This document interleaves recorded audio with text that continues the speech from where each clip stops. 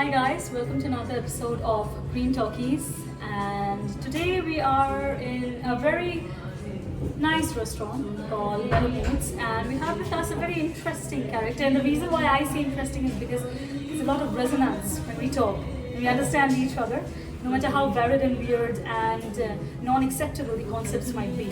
So I hand the whole lens over to Lam. Hi. Do I need to do the whole thank you for coming? No. So, That's a small. exactly. So what I want to start with is something. How was the little one? How was the childhood? It's an experience, a very different kind of learning experience, but it shaped me who I am to be. I mean, did you enjoy school? I enjoy school for very different reasons. Enlighten us. So during my school days, I had more freedom in school than I would have had anywhere else. I would not bunk school. I would have more control over what I wanted to study, what I wanted to learn in school compared to other students. What did you end up doing academically? So I did my 11th, 12th in commerce and my degree in English. Wow. Why commerce and then why switch? I wanted to learn different sections of. So it was a education. deliberate Yeah, it was deliberate decision. choice. That is cool because we have a lot of people who take up something. I did. I took up commerce at 11, 12 and I decided that's not me. I was just following my brother's footprints and he's excellent in that amount. And then I went and I switched into sociology. How long has it been for you? Are you a resident of Shillong, always here, born and brought up here? Born, brought up here. I was away from Shillong for a good 6 to 7 years. And that would be which period? 11, 12 to master's. Not master's technically, but my degree. Okay. Tell me when you left back then, when you got back, do you notice differences? It's a big word, but it can be any difference. People, environment, places. So my favorite analogy I would use for what I've seen so far in Shillong would be whenever I come back, would be like villages would have better clothes. But still, the ignorant mindset would always be prevalent. Better clothes, but still. Maybe someday you'll come back and that will be a better change. Not that I have a lot of hope regarding that, but The thing is for me, now that I'm stuck here, I'd rather make the change myself rather than wait. that is an amazing concept. Tell me what do you do? What are you doing now? So right now I am currently general manager of a resort. And the resort is in It's in Dauki. Dalkeith. Technically it's in Dauki. At this moment, like the corona situation, is it on or? No. Right now it's not open to anybody. Right now it's only takeaway for the restaurant. But luckily, now that we've got an approval, we could open it in the next short 2 weeks. I really feel like asking this. Do you want to open a resort in Shillong, or do you prefer that place? If you ever envision to expand, would Shillong be one of your preferred areas? No. Shillong would never be my preference because ultimately there is no footfall in Shillong. True. Do you think tourism is declining out here? Like It's very much specifically so. this section? It has declined to such a point where a lot of hotels and guest houses they're trying just to stay afloat. You being from that particular domain, do you have any idea why? From your perspective, what might be the reason? Because there was a time there's a lot of tourist spots out here. That was due to mainly because of MTTF. So MTTF was called Meghalaya Tourism Department Forum. It was a collective of all the prominent business people in Shillong trying to come up with new ways to increase tourism.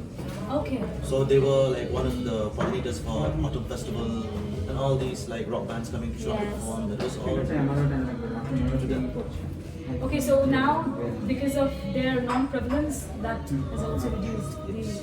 They broke up due to ego. Kind of enough. They have their own reasons. Like I could ever understand. Do you think it's a good thing that tourism has declined? From a perspective of both, who is a part of the whole good and the bad of excessive tourism? We have not reached the point where we have excessive tourism in Meghalaya yet. If we had reached that stage, then maybe we could have found different alternatives. But so far, because it has begun to stagnate for the past 10, 15 years, it's been difficult for almost everyone to have any kind of business whatsoever. Especially with the advent of e-commerce.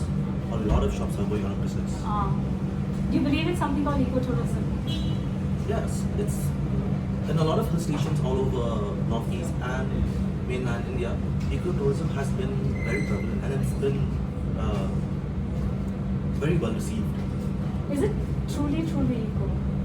No, it's so far from what I've seen, it's eco on the outside, but not so eco on the inside. Maybe it's difficult as well, right? To be 100% eco when you are running a business. There is always a profit motive and you need to. Yeah.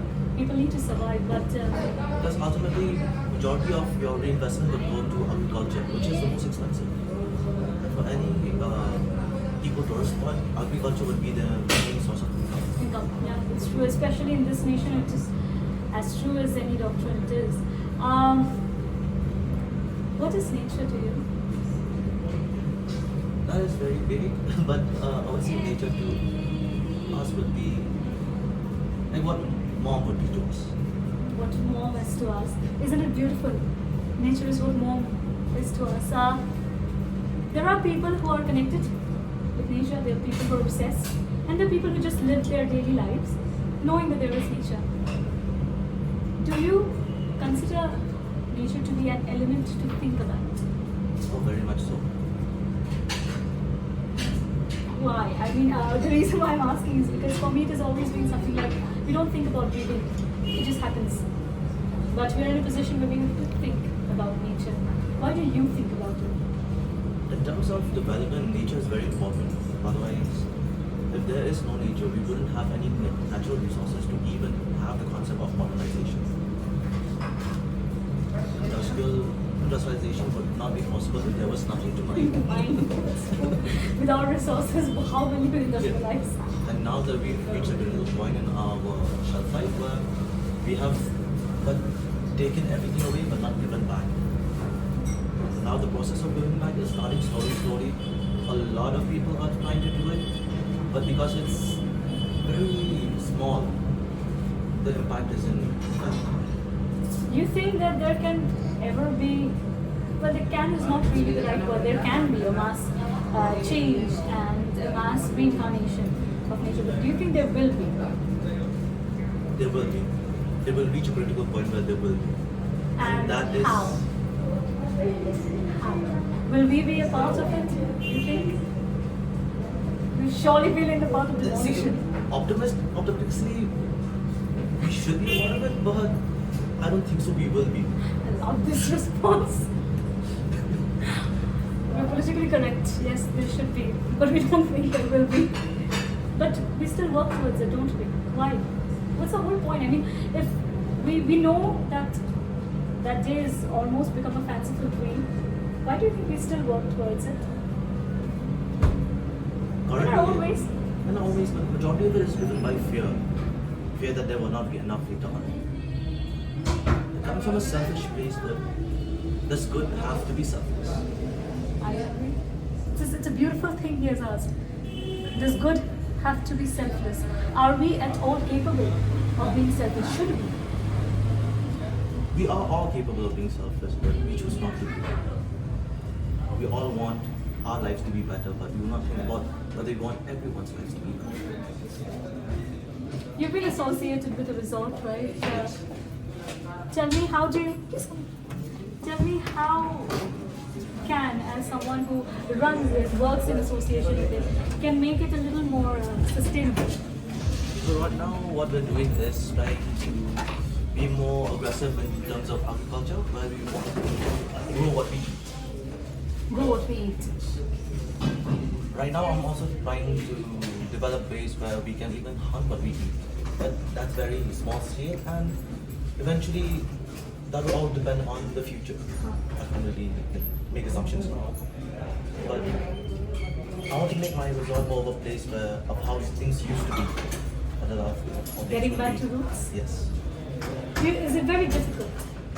I don't run one, but maybe from my selfish point of view, I might end up thinking that why can't you? Why can't people just make all of their establishments and commercial houses sustainable?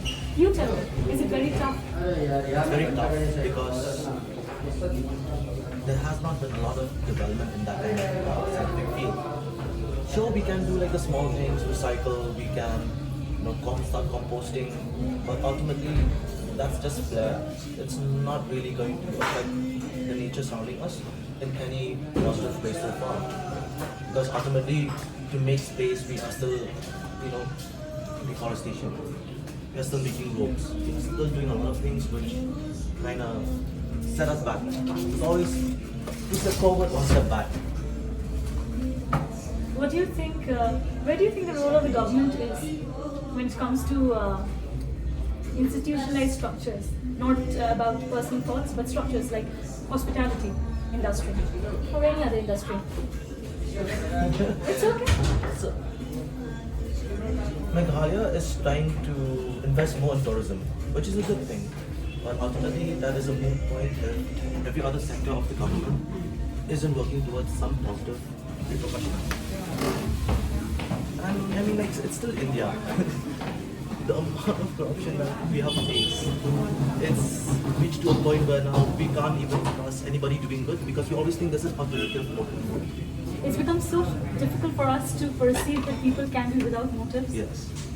And maybe a negative one. How do you think sustainable goals can be achieved? Genuinely. Genuinely, mass extinction. Like if we really want to make it work, like honestly, mass extinction would be the correct thing. Theoretically, yes. Because if we want to work with nature, then we will really have to reduce our population. Yeah, we put in a lot of pressure. Do you think that somewhere down the line we will reach a point where family planning is really going to work and population is going to reduce, considering that the health industry is doing well in at least the creamier layer of the society and the life expectancy of people is increasing? Do you think that balance in terms of self-realization and then community realization in government is ever going to come up, or it's going to be a journey forever till we are extinct as species? On the way things have progressed so far, we are still on the path of destruction. I agree. We can't Totally. we can't really change anymore. So far, ultimately, what we would need is something that would unite all of us together. That way, there would be some semblance of change. Do we have something that will unite us together, that can unite us together? There are a few options that would unite us all together, but those include war, War. Sweet. natural disasters, anything that would, unite us as a species would always come with danger. Danger. True. And global warming was what made us all think twice about plastics and This is the truth which is there. That probably the reason why we started talking about environment, be it in whichever domain it is because we realize that it is affecting us. Directly, indirectly, our species is getting affected by it. And along with that, the collateral damage of nature. So, yeah, maybe fear unites us. and reach to a point where even we will start seeing eco-terrorism happening. It's scary. It's super scary. I want to wind this up by asking, what would you advise, take, say, position, motion, whatever you call it, what would be your verdict regarding what personal change can a person bring in life for the great audience who's hearing it? Don't be afraid to change. You're always set in your ways, especially when it comes to your socio-economic background. Sure, it may be expensive or it may not be comfortable, but you will never know what kind of impact you'd have unless you try to do it. My advice would be, do something which you would never do. Try recycling, try composting. If it's not your thing, it's fine, it's not your thing, but At least you try tried. it, yes. It's a very important thing that he is giving us from here, that it may not work out, but how will you know that it is not unless you really, really try towards it? It's been very relaxing to have a talk with you because I understand the notions from where the concepts are coming, and I completely respect it as well. That's the thing about truth. It is not always desirable. It's not always very fancy and soothing to hear or acknowledge. But it is what it is. That is why it is true. And we have to come to accept it eventually. Yes. How are you dealing with the whole corona situation? I enjoy it. How? How are you I finding? myself am not a person who enjoys going out, but from what I've seen so far throughout the world, Mother Nature has started to bring a bit of life back, and it looks like maybe the coronavirus did come at the right time. So here we have one positive thought. This is nature telling us that we have crossed and we've been in a position. Thank you so much, Lam, for Thank the you. time. And guys, we're going to take you to this amazing